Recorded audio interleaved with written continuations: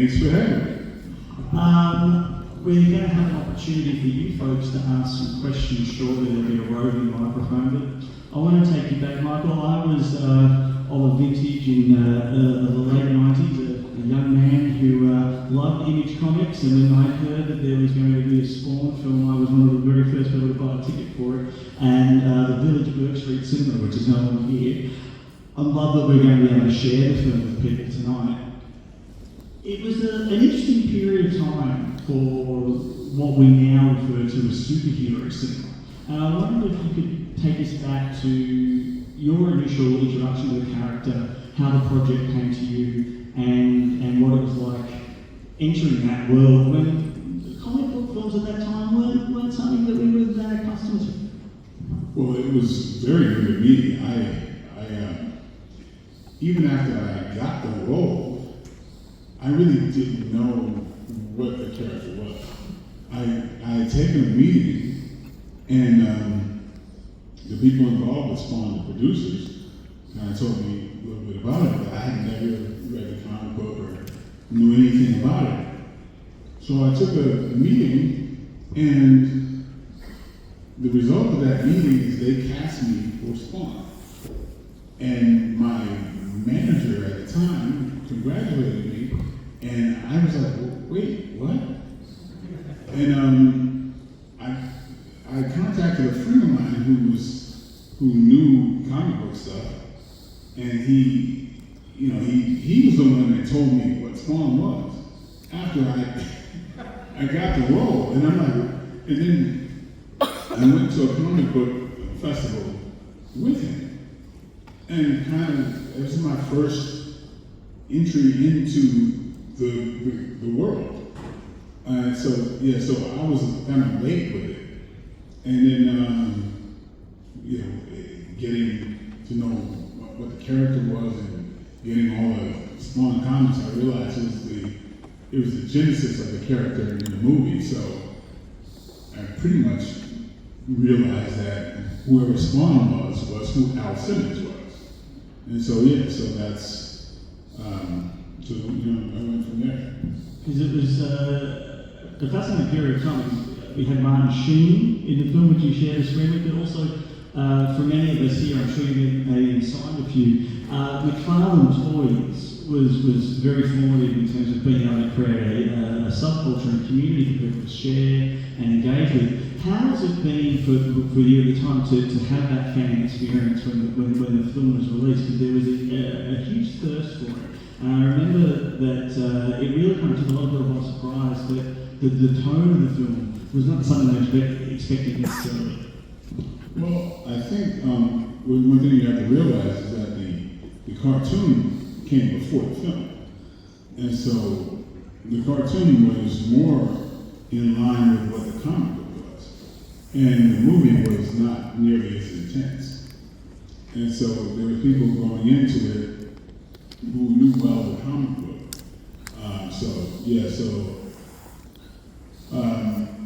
We had a lot of things against us as far as the movie is concerned, like the rating system. They were very, the MPAA, they call it.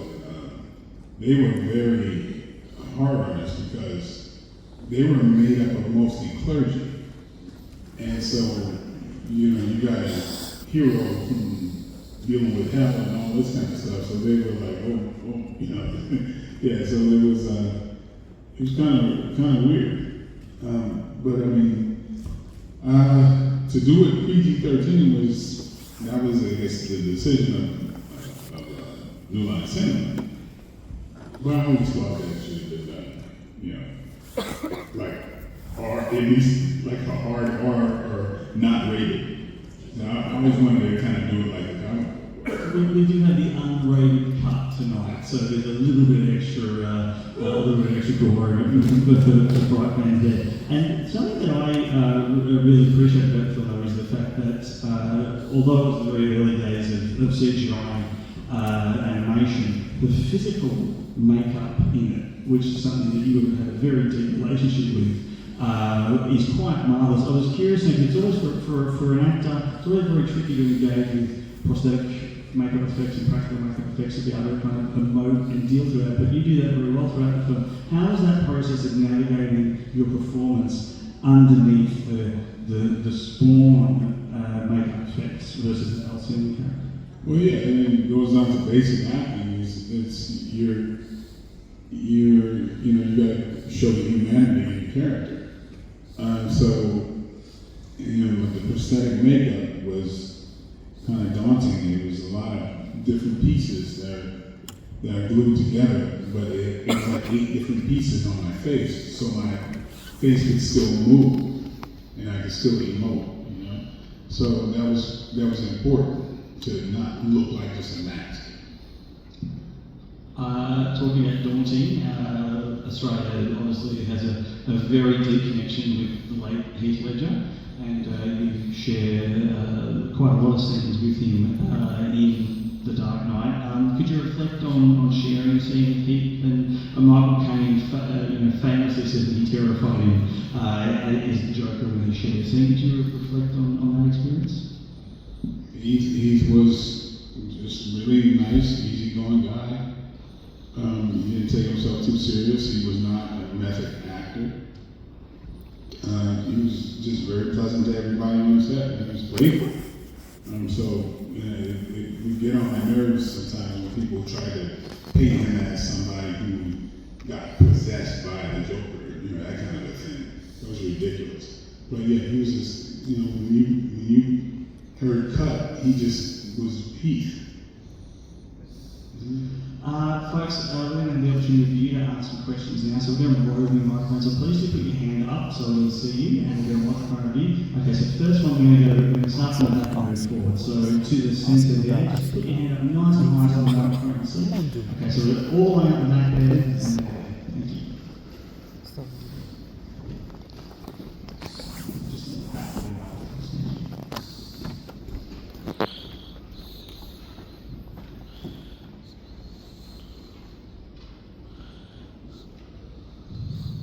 Howdy, Michael. How are you?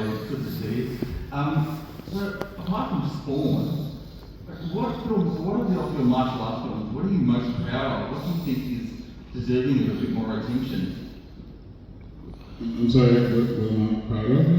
Oh. What, a movie or something? Yeah, like any of your other films other than Spawn, like maybe amongst your numerous martial arts films, what other films are you most proud of that you think maybe deserve a bit more attention? Well, my favorite movie that I've done is probably Outlaw Johnny Black, because it's I like westerns and it has messages within the movie, the comedy, and actually some historical things that I think it's a pretty layered movie. So, and it came out the way I intended. So that's probably my favorite. Thank you. So another question, just there we are. Just put your hand up nice and high there in the green jacket. There we go. Thank you. G'day Michael. Congratulations on the Bruce Lee award. I was really curious what that meant and also your favourite Bruce Lee movie. Well, my favorite Bruce Lee movie is definitely Enter the Dragon. It was great to be given the Bruce Lee award, being the first non-Asian to get it. That means a lot to me because that's my peer group. And Shannon Lee, Bruce Lee's daughter, I've known for a very long time. We trained together in the past. So that was something I was quite proud of. Thank you. Just while just in the centre there, just thinking with the black hat. Thank you. Hi, first of all, thanks for coming as well, and also as well, you're one of my influences, inspirations in getting back into martial arts, so definitely thank you for that. So my question is, out of all the characters that you've played over the years, especially like the iconic characters, is there any of those characters that you felt really connected with? I connect with every one of my characters usually.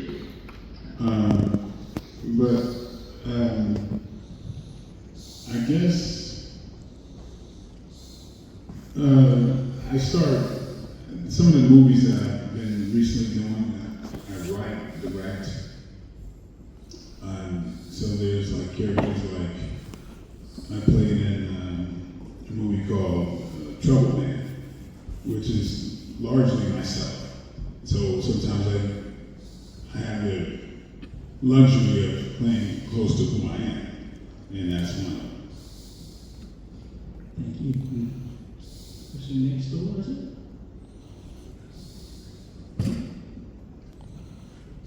Hi Michael, how you doing, mate? Good yourself. Fantastic. I just wanted to know what it was like to work with Mr. on Excel. Yeah, the catering was really nice. It was really good. I mean, the food was tremendous. The weather in Toronto was wonderful. It was really nice. Thank you for asking. Thank you.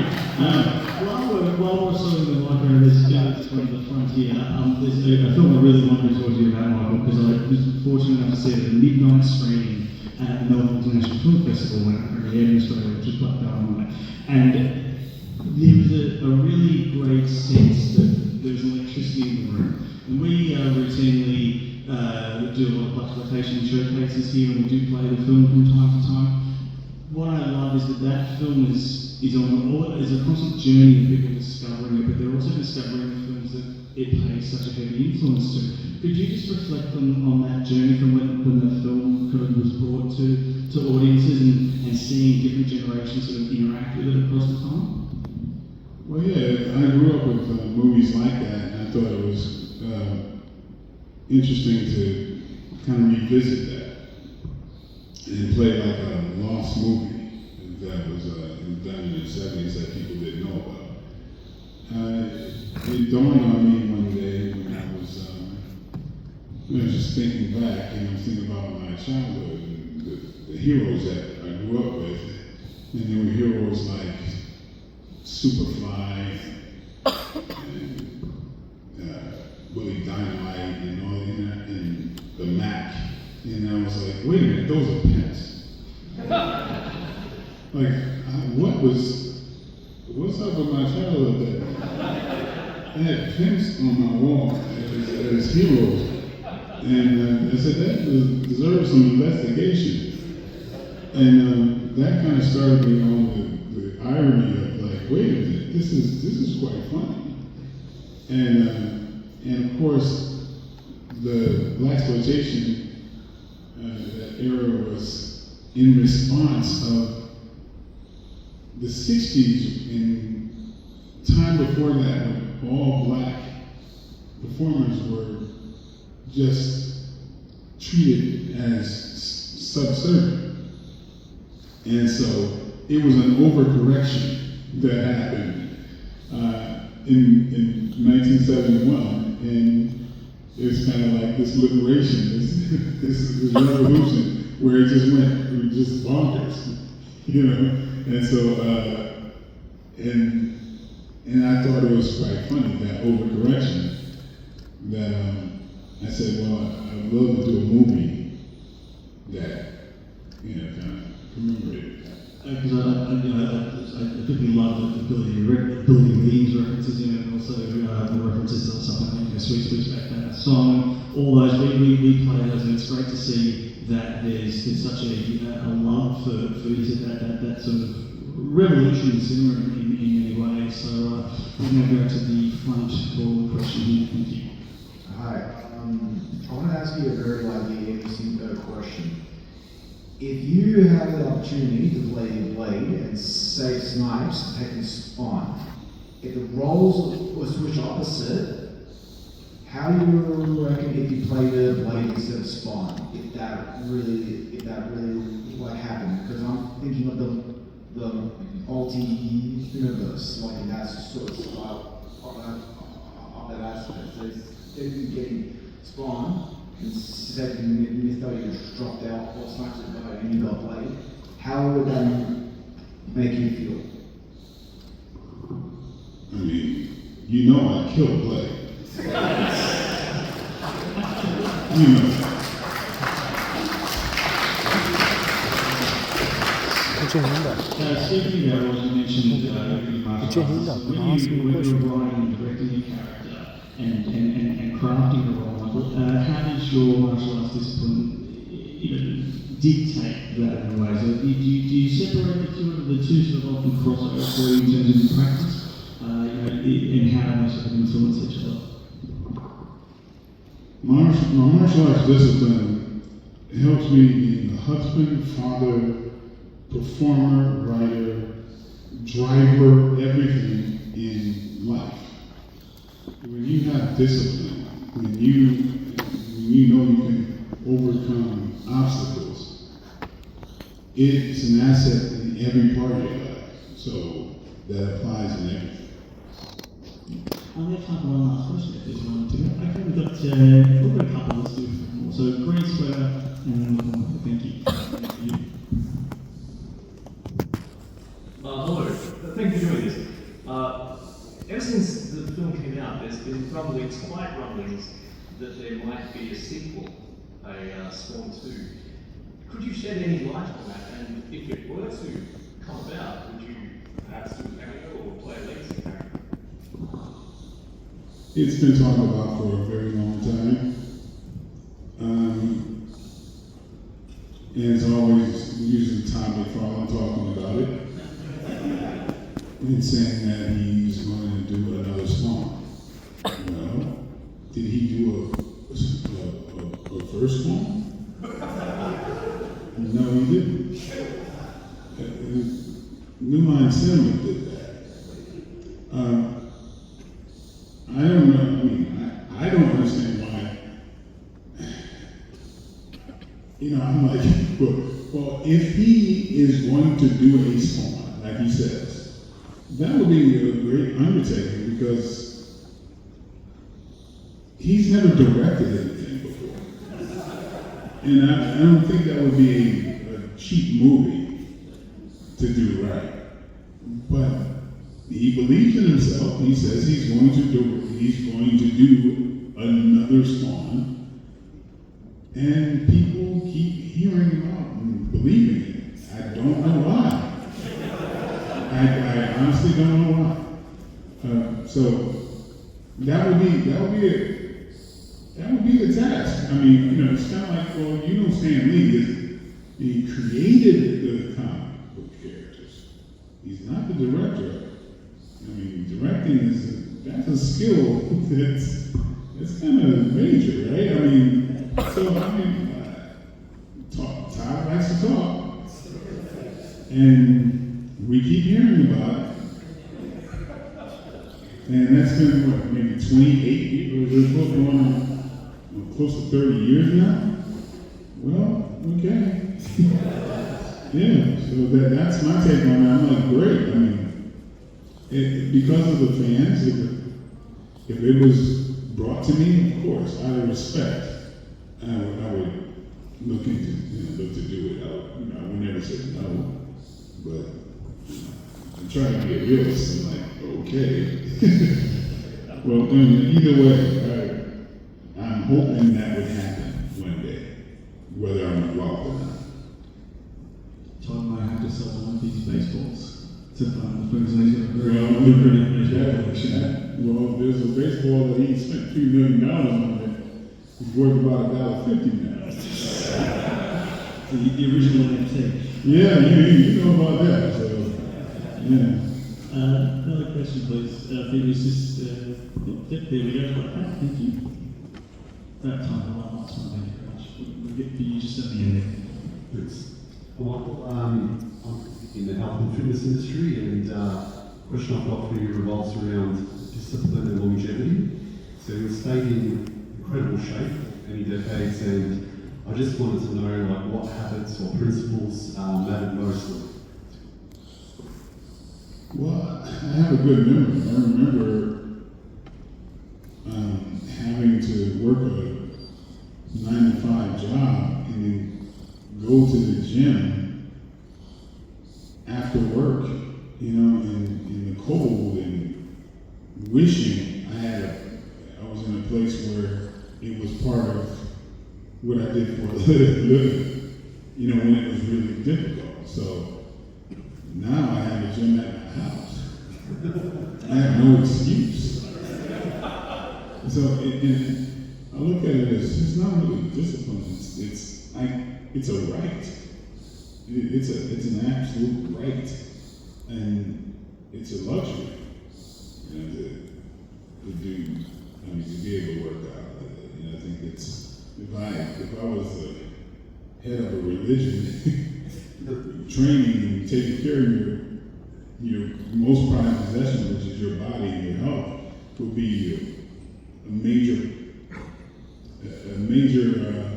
task that you take care of yourself.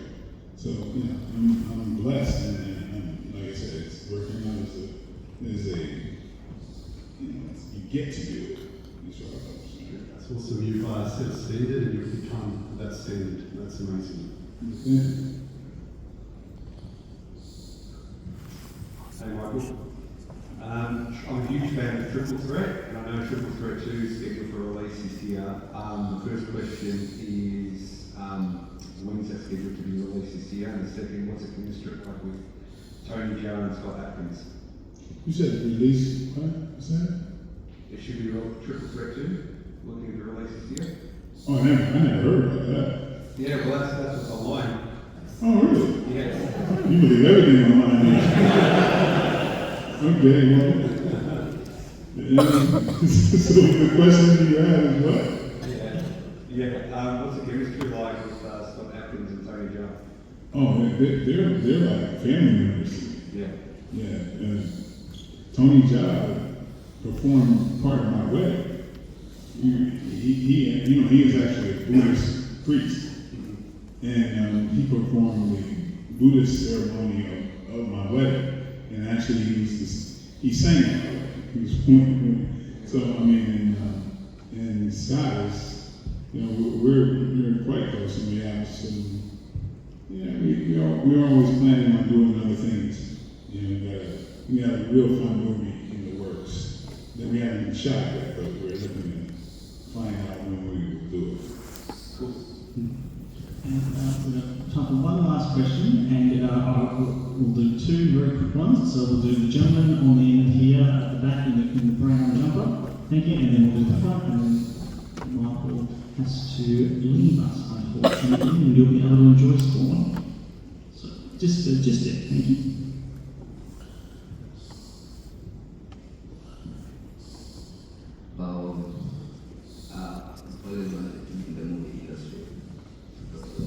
Ask this I'm sorry.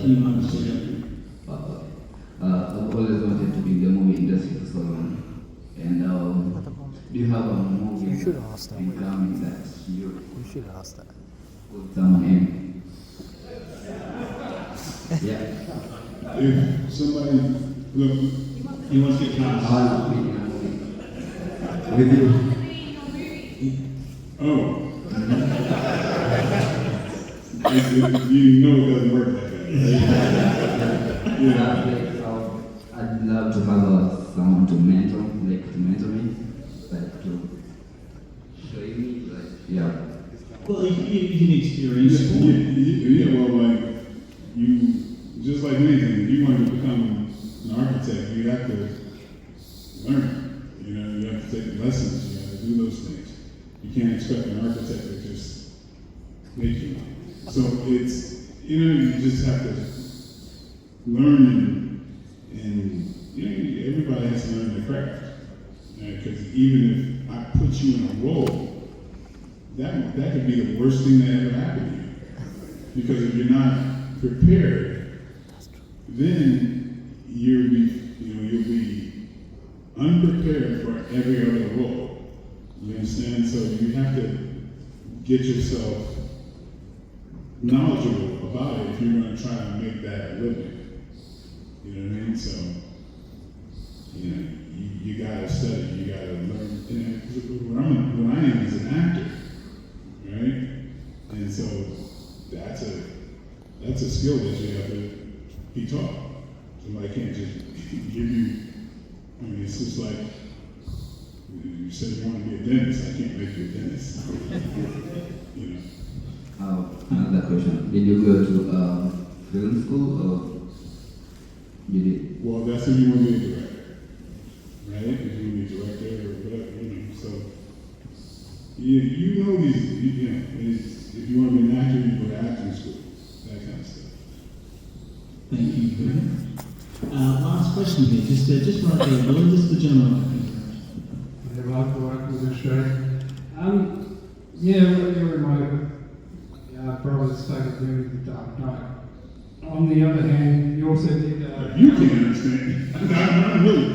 You also did something else DC related with Arrow as being turned on Tiger. Could you tell us a bit about working on that? With Stephen and Al and all that. Working on Arrow? Yeah, Arrow. Oh, what was I working on that? Oh, yeah. 3 and 6. Yeah, working on that was a lot of fun. Anybody who followed that, I think, in turn, Ron's Tiger, I forgot the name of the character. But yeah, it was cool. It was a lot of fun. I like working with, what's his name? Stephen Amell, yeah. Stephen Amell, I thought he was very talented. It was a great opportunity. Thank you very much. We've run out of time for questions, unfortunately, but Michael, I just have one brief last thing to ask you. You've also got a large group of fans here at Supernova as well. How do people follow your new projects, upcoming, what's your social media? How do people kind of keep up to date with what your work schedule is and what's coming up? Well, I have currently 3 movies out now that are quite different from each other. There's one called Oscar Shaw, and that's a kind of gritty cop movie. And then I have the movie called The Secret Between Us, but I think that's in the States. It's not here yet. And that's a family drama. And then I have a very silly movie that just came out called I forgot the name of it. Who was that? The hostel takeover, is that? Oh yeah, Hostel Takeover. That's another one. Yeah, so those are the movies that are out right now. So so I got about 7 coming out after that. So I've kept pretty busy. We very much look forward to be able to experiencing them as well. Folks, Russell from TaylorMade is going to take over now for a moment, and there's going to be a short break, and you can go upstairs, downstairs after the intermission where you want to watch the film, be seeing sport and super. But Michael, really, it's always a pleasure to be able to share the stage with people that have such a passion for their work and be able to have such a passion for their fans. So we really do want to thank you for your time, and thank you so much for being with us at the Astor Theatre this evening. Thank you. My pleasure. Thank you. Thank you all.